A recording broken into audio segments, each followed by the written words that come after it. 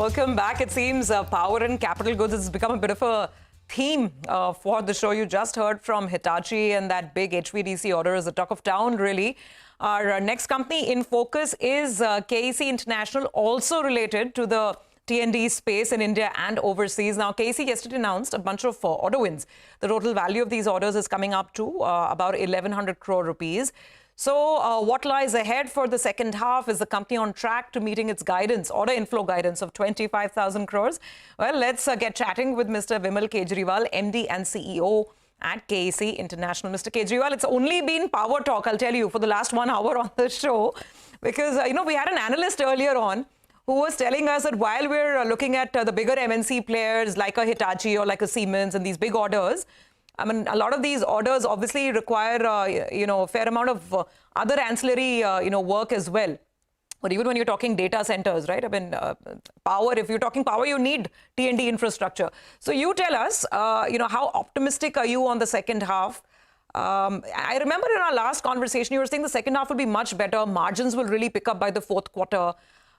So what are the newer orders on the horizon, along with this latest 1,100 crore win? So, Surabhi, good morning. And I think you're almost on dot on all the items.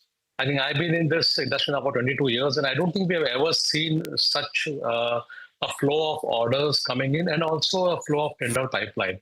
Now, I was hearing Venu, my good friend, talking about what's happening on HVDC. And if 3 more HVDCs are coming, that itself will add a lot of pipeline to transmission also.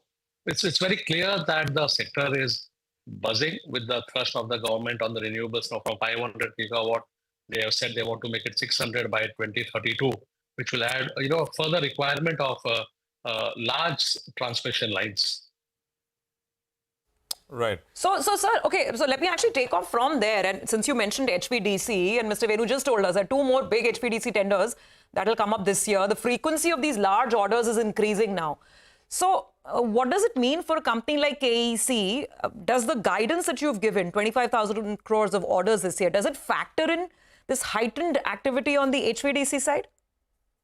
It does factor in some orders from the HVDC sector. And I was hearing how you were filling Venu and trying to get some more information from him.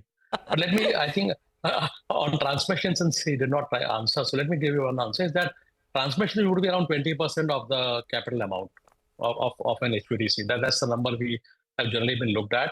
And I think that's part of it has been factored into our guidance, because we do expect that beyond the current one, at least 1 more HVDC will get ordered within this financial year. So there will be 2 HVDCs ordered in this year. Right. So it'll be 2 total, 1 more left. Mr. Kejriwal, good morning. Just talking about the railway business for a quick bit as well.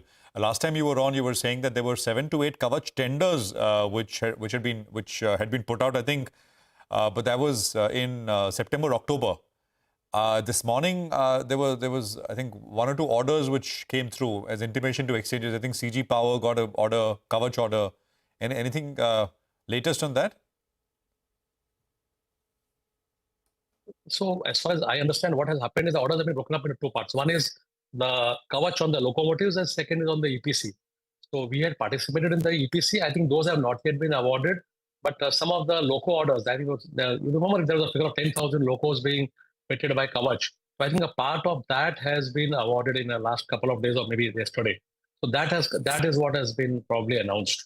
But I think we expect that the others will also get announced in the next week or 10 days. Right.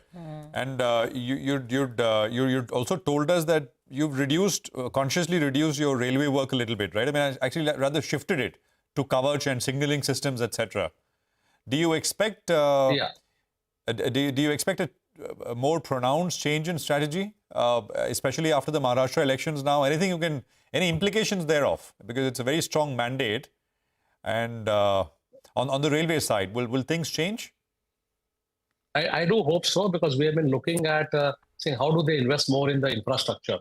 Railways have been investing right now more on the, I'll say, passenger amenities and passenger trains and all that. Now we are seeing a lot more tenders coming out. And as far as our change of strategy is happening, what we are trying to do is we are trying to, I'll say, slow down on tenders which involve working on live railway lines. So that has been the bane of the sector, where you are not getting, what we call blockages to work on railway live lines.